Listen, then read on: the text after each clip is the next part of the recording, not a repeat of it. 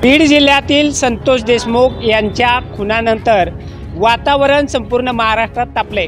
उद्या पंढरपूरमध्ये मनोज जरांगे यांच्या नेतृत्वाखाली जन आक्रोश मोर्चाचं आयोजनही करण्यात आले।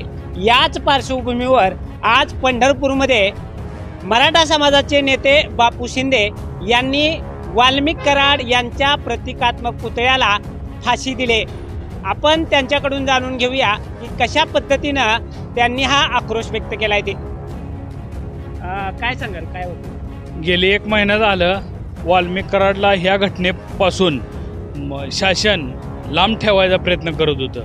मोका लाव किंवा चुकीच्या मार्गाने तपास चालू होता।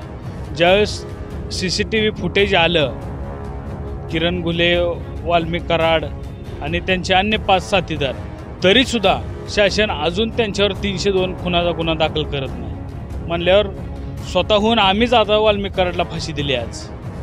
ही आमची भूमिका आहे। मागणी काय आहे? वाल्मिक कराड आणि सर्व आरोपी फाशी दिली पाहिजे त्यांना।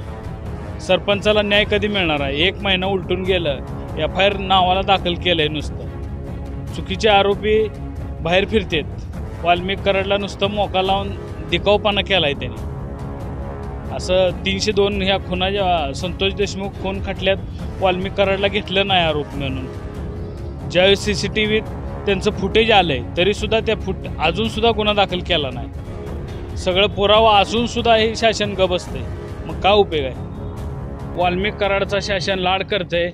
वाल्मिक कराडची मोमाया 25,000 कोटी रुपये त्याची इस्टेट सापडूनसुद्धा पंढरपूरसारख्या तीर्थक्षेत्राच्या ठिकाणी 2 वाडे आणि माढा तालुक्यात त्याची जमीन गाहून तुळजापूर, महाबळेश्वर या ठिकाणी त्याची जमीन शासनानं जिथं जिथं आहे तिथली जमीन जप्त करून शासनाच्या ताब्यात घ्यावी।